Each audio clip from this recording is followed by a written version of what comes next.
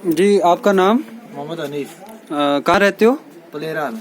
अच्छा, ये जो आज दवाई हमने देख रहे हैं, ये जो बाई डाली हुई है, ये बहुत ज्यादा इधर सड़क के सामने डाली हुई है ये दवाई, इसके बारे में आप क्या कहेंगे? इसके बारे में ये कहते हैं कि जब हमारे कोई गरीब बंदा आता था तो उसको ये कंपाउंडर या डॉक्टर बोलते थे हमारे पास दवाई नहीं है। अच्छा। तो इन्होंने दपाज रखी हुई थी अंदर। अच्छा, ठीक है जी। तो आज मैं देखता हूँ 2012-2015 की डेट इसमें दिखाई दे रही है। उस डेट में हम जब दवाई के लिए आते थे अच्छा। तो हमें नहीं दवाई देते थे। अच्छा। आज इस वक्त हमने देखा तो ये दवाई बाहर ढेर लगाए हुए हैं, गरीब अच्छा। लोगों को नहीं देगी। नहीं, आप जब आते थे डिस्पेंसरी में तो क्या आपको क्या कहा जाता था? हमारे पास दवाई कुछ नहीं आ रही हमारे पास। हमको बुखार की दवाई मांगते थे, सर दर्द की मांगते थे। अच्छा। किसी चीज की भी बुखार की आती थी नहीं देते थे हमें।